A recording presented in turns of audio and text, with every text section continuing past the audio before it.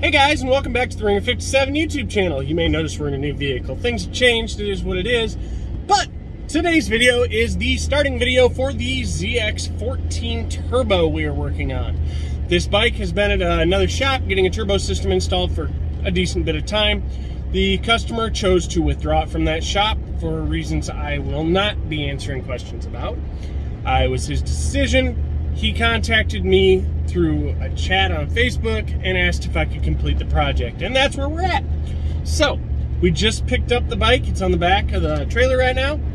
We'll be going over it in this video, explaining what we find that is or isn't done properly, things we want to change, things we want to correct, before we move forward into the tuning portion of this.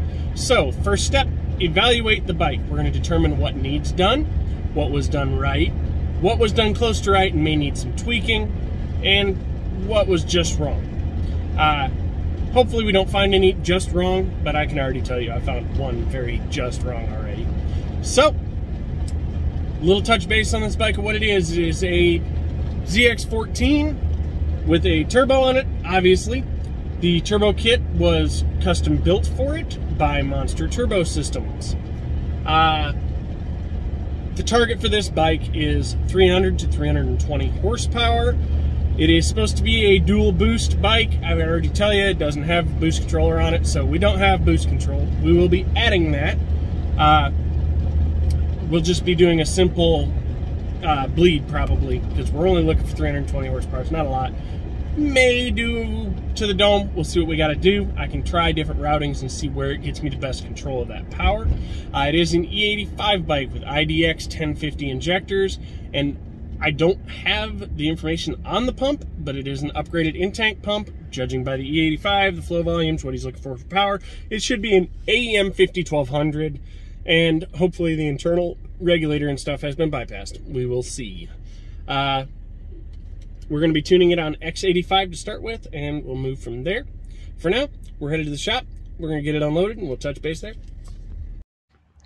All right, guys, and we are back. We have the ZX14 unloaded. We'll get to that here in a second. I'm currently working on the ECU. So, a video presented to us by the customer showed the bike's initial startup. The gentleman who was working on it had the power commander plugged in, was trying to get it to idle right, was fighting with it, couldn't get it to idle right. This bike would not idle when it was presented to us. It ran very, very, very rich enough it looked like a diesel. So, here's the bike. We have a 120/60 to put on due to the one thing I've seen so far that I scream huge no-no. That is this turbo placement. If you can't tell, it's a little snug. My finger hits both, and it's not compressed. Nor is the wheel straight. It's actually kicked that way. You can see where it has hit before. So, this turbo is sucked back as far as it can be. You can see back in there where the balance shaft sits. Well, this manifold needed to be built 1 inch closer to the camera as we're sitting, and this could have pulled back over an inch and gained so much more room, but it is what it is at that point. This gentleman's talking he will eventually get a new turbo manifold made, which will resolve this issue. Fortunately, it is put together with flex silicone tubing, so we won't need to modify the turbo to do so, just reclock it a little bit. It does present with an oil leak from the valve cover on a brand new engine. This is not even completely heat cycled and broken in. It's on 1050 injectors, ZX1050's E85. So, note, you cannot tune ZX1050s solely through the ECU, through the power commander. That is a huge jump, and the power commander gets pissed off. So, we're going to do some trimming in the ECU ourselves. The ECU also presented with added fuel instead of taking fuel. In certain spots, it was a flash tune for a stock motor bike, not a turbo. And it had timing poured to it, which we are going to rip completely out of it, because timing and boost, not a good combination, unless you really want to push it. Or you're intercooled, in which case this is not an intercooled bike. Customer states he wants the air shifter installed. He wants the lockup installed. He wants me to pull the oil pump back out because he paid to have an oil pump gear put on it. An upgraded oil pump gear. Let's see if I can find it without showing you anything pertinent. It's still in its packaging. So we'll have to pull the oil pump out and get that installed. He paid for it to be installed, but it did not get installed. The battery, I'm probably going to suggest he goes back to a lead acid. Those batteries there are the cheapest Chinese junk on planet Earth. They cost about $30 for a retailer, and they'll sell them to you for $100. They don't last, and they just don't have the gumption. So what I'm going to do now is I'm going to finish my edits on the ECU. I've done most of my bulk trims. I've pulled timing out. I'm working on that. And then I'm going to see if I can get this thing to run right quick. Once I got it running right-ish at idle, it's not going to be perfect yet. I'm not putting a wideband on it or anything to start with. I'm going to have to figure that out. I'm going to have to make a sniffer tube.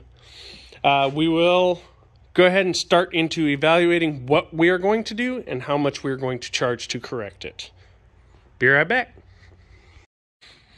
Alright guys, and we're back. So, sake of transparency, I'm not going to hide anything but who did the work. So, what I've found so far, I've got it running much, much better. So, this bike is set up for E85. It's got a 50-1200 fuel pump. It's got IDX 1050s. And when I went into the tune, obviously there was 40% pulled out of the power commander. When I went ahead and started it, I immediately noticed the smell. It was running on very, very old pump gas. So I've gone ahead, got that drained out of there. I've got X85 in it, supplied by the customer.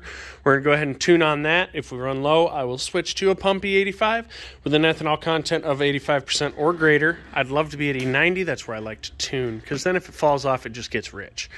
We're starting to go through some things and check everything out. This was supposed to be, well, it was on a dyno about to get tuned. So far, I've found quite a few things I don't like. One, regulator's not mounted, so I went ahead and I was going to take this bolt out to mount the regulator. This bolt here is not tight, and that holds your shift shafts in, so that's not a good one. We'll go ahead and pull that out, get some Loctite on it, get it run down. I've got noise in the Power Commander RPM signal. You go to blip throttle, it snaps up to like 30,000 RPM for some stupid reason and dumps a shitload of fuel. So I got to figure that noise issue out. The ground was loose. I went ahead and tightened that. Not sure how it was starting. I found it when I went to hit the starter and it just clicked and sparked over here. So at this point, I'm going to start just going through. I'm going to probably reroute this wiring away from the injectors and below like it's supposed to be. I'm going to go ahead and pull the plugs and change them because they're probably fouled to beat all now. I'm going to go ahead and pull the valve cover, and I got to put washers under the bolts and put gasket cinch on it because it is already leaking on a brand new engine. I'm going to go ahead and check the crank sensor air gap and see if that might be my noise issue because this does have an aftermarket cover on it. I don't know if they had the sensor out or anything. I know they had the wheel off, so I'm going to check that all and make sure that's all copacetic. Fuel pressure is where I want it and jammed, and I've checked that. I also added a zip tie to the boost reference line so it doesn't blow off because that'd be good. Just dump all the boost pressure. And we'll probably sleeve this so it doesn't chafe. Other than that, we're just working our way through, guys, slowly but surely. I found a few things that would have caused this to blow up quite rapidly, that being the least of them. That's not good. The biggest one being the ignition timing jacked up to hell and the fuel just being completely freaking wrong. So, onward and upward. We're going to continue through this and get him an estimate, and he's already approved whatever the estimate is, but I want him to have an estimate. So one great advantage to vaping is you can find boost leaks pretty easy. Boost leak. Boost leak. Very obvious boost leak. Very, very obvious boost leaks. Boost leak. Boost leak. You can find them pretty simple if you look for them. So, I got some leaks fixed, but we're getting there. Anyway, to continue onward with this, we are currently pulling the valve cover to fix the oil leak on the brand new engine. We have disassembled the clutch. There's some serious clutch issues. The individual who installed the clutch did admit he installed the clutch, and he did install it backwards. So we're looking at a new stack here. This was a brand new clutch. It's not so brand new anymore. This is the innermost fiber. It was on the outermost layer. This is the outermost fiber. It was on the innermost layer sitting against the spring. Every one of these is bent. So we're going to go ahead and get a new set of fibers and steels. We're going to be installing the lockup air shifter. I've got the approval from the customer. He previously had an air shifter. We're going to reinstall it along with an auto shift. I do need to price out. I didn't get with him yet on boost control, but he wants to do a high boost, so we'll add a MAC valve to that and wiring that in. seems like that's where we're at, guys. Right now I'm going to go ahead and fix this valve cover, reinstall the turbo kit, retightening every bolt because they're all wrong. The fuel pressure gauge, you can see the gauge floating in there. The screws on this Chinese cheapo gauge fell out. It is non-serviceable. I can't get it apart without breaking it, so we're just going to go ahead and put a good quality liquid-filled gauge on that regulator and reset it because it is not jammed. And the fuel pressure is floating all over the place. Once we got that set, we'll go ahead and start trying to troubleshoot why the PTI is seeing a random RPM spike. You will blip the throttle and see 30,000 RPM, which makes no sense whatsoever. I'm going to check the air gap on the crank sensor, the cam sensor. I'm going to make sure the pin's right. I'm going to make sure the cams are at a halfway decent setting. They're supposed to be degreed in. And make sure he did tack weld those as well. It does have a billet oil pump in it. I got the cover on it right now because I needed to move it and it had oil in it. Now it doesn't. So we're making good progress here, guys. We're going to go ahead and move on for the night.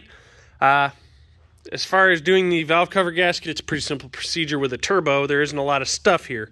So we just had to pull the coils and the coil harness, and now I got the 6 bolts to pull. And I'll go over some tricks to making those seal for you guys in the next video. I think for now, this is where we're going to end it off. Thank you for watching the Ring of 57 YouTube channel, guys. Hope you enjoyed the content. There's definitely going to be more to come on this bike. I will not be covering all the details of the tuning, because tuning a PTI is it's a trick, and it's kind of a lost art, and I like to keep some of that, most of that, confidential to me and the people who've taught me that. It was taught to me in confidence that I wouldn't share it, so I do apologize for that. I will tell you, though, I pulled this PTI up. It does not have the boost comp tables active, which is not good.